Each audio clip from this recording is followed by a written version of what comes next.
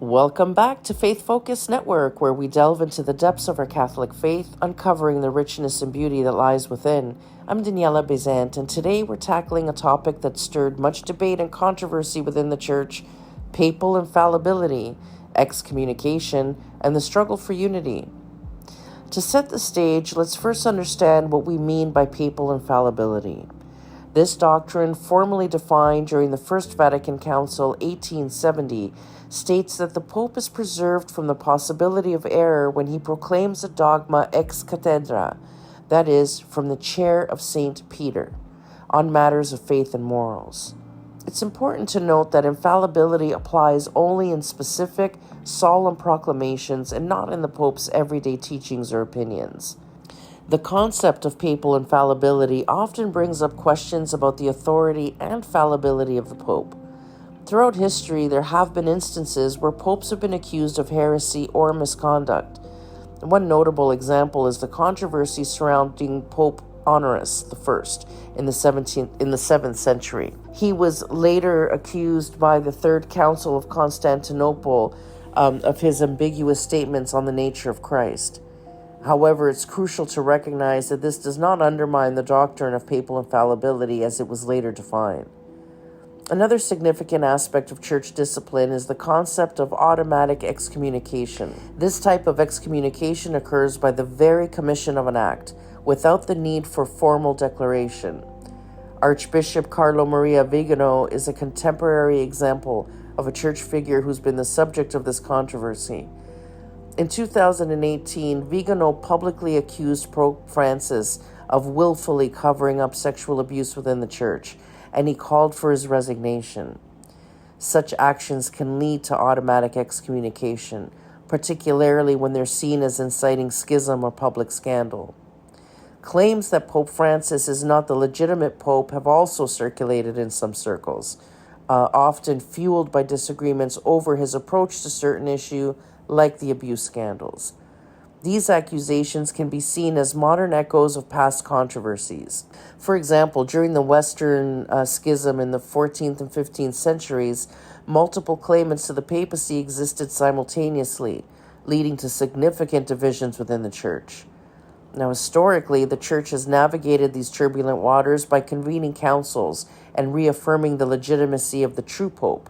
For example, the Council of Constance in 1414, which went on until the 1418, and that's the one that ended the Great Western Schism by deposing and accepting resignations of all the rival claimants and electing Pope Martin V. These measures were necessary to restore unity and ensure the continuity of apostolic succession. It's essential to address the heresy accusations against Pope Francis directly and understand the theological and canonical basis for rejecting such claims.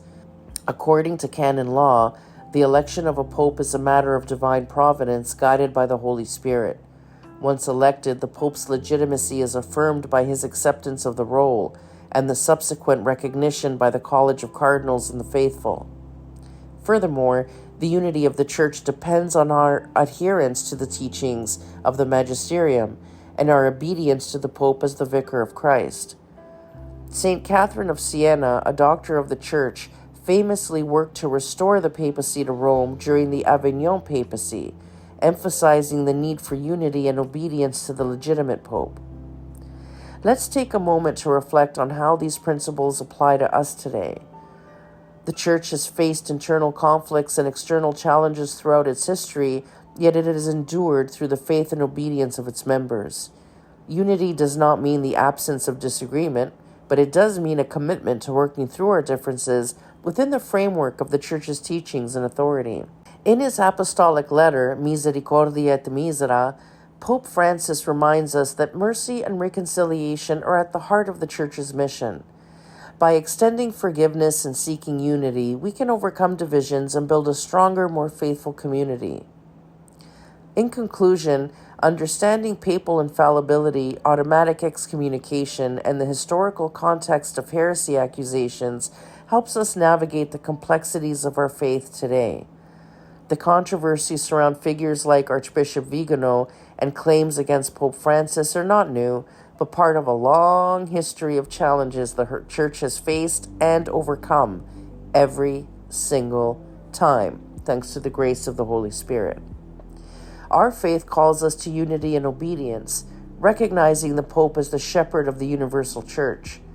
By staying true to the teachings of the Magisterium and working towards reconciliation, we can contribute to the Church's mission and uphold the integrity of our beliefs. Thank you for joining me today on this deep dive into the complexities of papal infallibility. I hope this episode has enriched your understanding and provided valuable insight with those important aspects of our faith. If you enjoyed this episode, please subscribe to the Faith Focus Network and don't forget to hit that bell icon so you never miss an episode. And please leave a comment. It really helps us when you do. Until next time, may we strive for unity and obedience in our faith journey, trusting in the guidance of the Holy Spirit. Let's keep that faith alive.